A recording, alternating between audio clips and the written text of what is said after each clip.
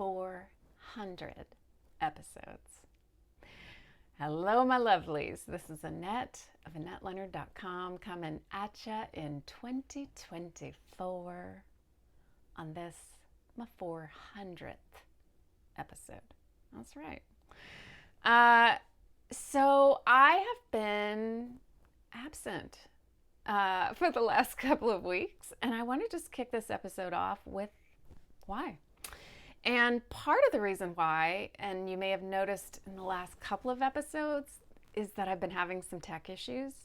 I changed the technology that I was using to record, and my sound quality went down, so I needed to make some changes. And I ordered some things from Amazon, and there was big delays in getting technology. And also, I could have just kept recording in spite of the technology problems.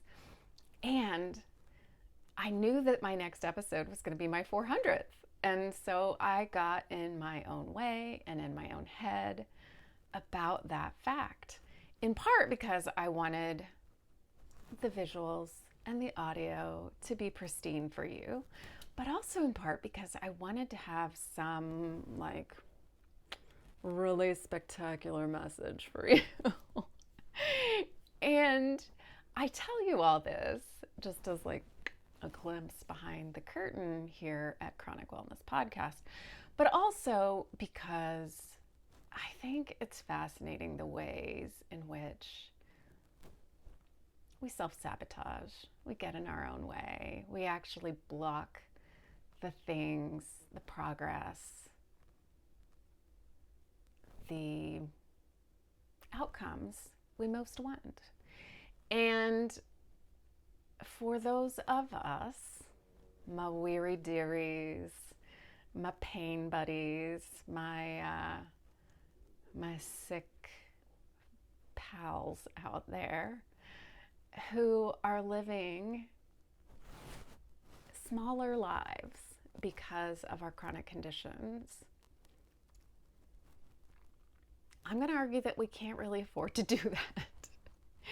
And that it really benefits us to do the work as much as we can to get out of our own way. And that here at the beginning of a new calendar year, when so many of our contemporaries, whatever age you are making their lists and their resolutions and setting their goals to increase their fortunes, get bigger houses, go on better vacations, change the structure of their families, climb Kilimanjaro, just all these trappings of bigger lives, bigger experiences that may or may not be possible for those of us living with chronic pain and chronic illness, that we still have to find meaning, find why, find ways to put the life in our days, to put joy and meaning and value back into how we put one foot in front of the other and keep going. Because being a professional patient, fielding all the phone calls, making the myriad of trips to the pharmacies, breaking down over why we have to advocate so hard for ourselves, and all of the intricacies of our medical lives is demoralizing. It washes out your spirit. And so finding the things that light you up and bring you modicum of pleasure and spell joy in your heart must be cultivated. And whether that's a small plot of land in a window box, or a chicken you feed every day, or reading your children to sleep every night, what are the commitments that you are going to make to yourself to put you on the right path? And maybe that's the way you know you want to be eating, or tending to your creative side better. And honestly, we do not need to wait for the start of a new year. We can start it at 6 p.m. today. We can start it at noon tomorrow. We can start it with any sunup. I mean, the beauty of having a sunrise each day is that we are given a fresh opportunity every 24 hours. We don't have to wait to turn over a whole new calendar page to begin. I was recently inspired by the Netflix portrayal of Diana Nyad and her journey swimming from Cuba to Florida at the age of 64, 65, 60 something. And that she'd attempted it numerous times in her life, beginning back in her 40s. And also, folks, it took a team of people and smarties from across the world to help her accomplish her goal and her dream. But she plodded away at it with a singular kind of devotion that many of us don't have the kind of, luxury of time and resource, but also that kind of singular focus to put on something, or that kind of drive to only have eyes for one prize. But what if you did? What would you put your mind and heart to? When I first learned of Diana Nyad back when she swam in 2012, at the time I used her swim as an inspiration to mark a mile on a map every time I went for a walk. Mind you, I wasn't healthy enough to be walking even a mile a day each time I went out for a walk. But anytime I went for a walk, I counted it as a mile. And there's a town in Oregon called Hood River that I love. And when I finally walked the equivalent of 113 miles, which is the distance from me to Hood River, we took a trip to Hood River. And it was a lovely way to feel that sense of accomplishment, the progress of I'd taken 113 walks, leading me to the goal of a weekend vacation that mattered to me. So what are the creative ways that you can see your progress, even when it feels like in these lives there are very few benchmarks to reward us for that progress? And I guess I'm thinking about that in the midst of, this is my 400th episode, and I began this podcast because this was the podcast I needed.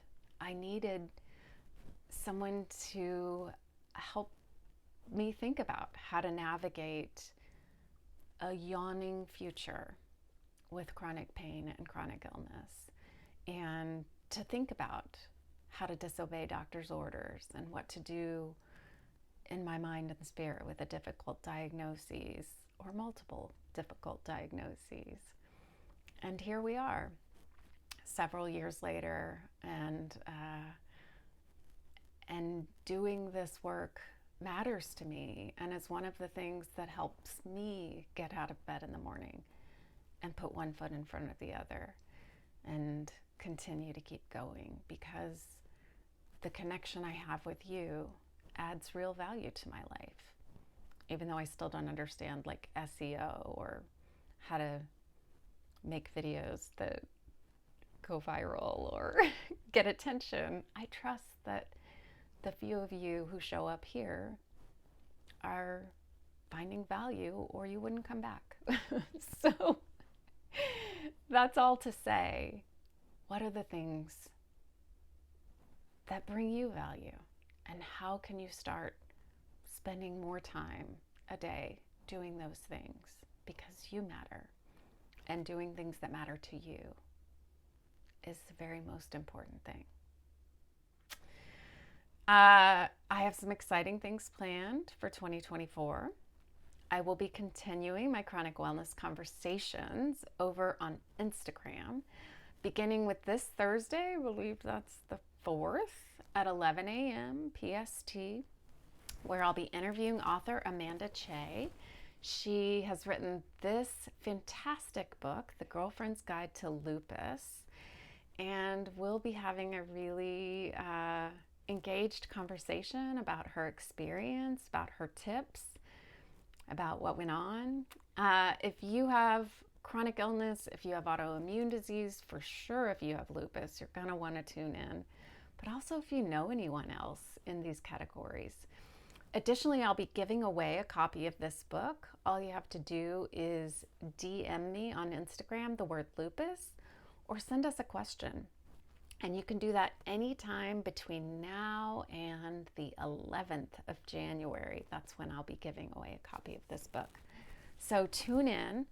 And if you can't tune in live, the recording of that will be over on my reels after the interview. So thank you for being on this ride with me. Thank you for giving me the pleasure of 400 episodes of Chronic Wellness. And I think about you all the time. That's the honest truth. You are always on my mind. So until we're together again, I hope that you will be thinking about ways that you can turn your sights on what you have been putting off that would ignite your spirit and lead you toward greater internal well-being. I love you. I'm thinking about you. Till we're together again.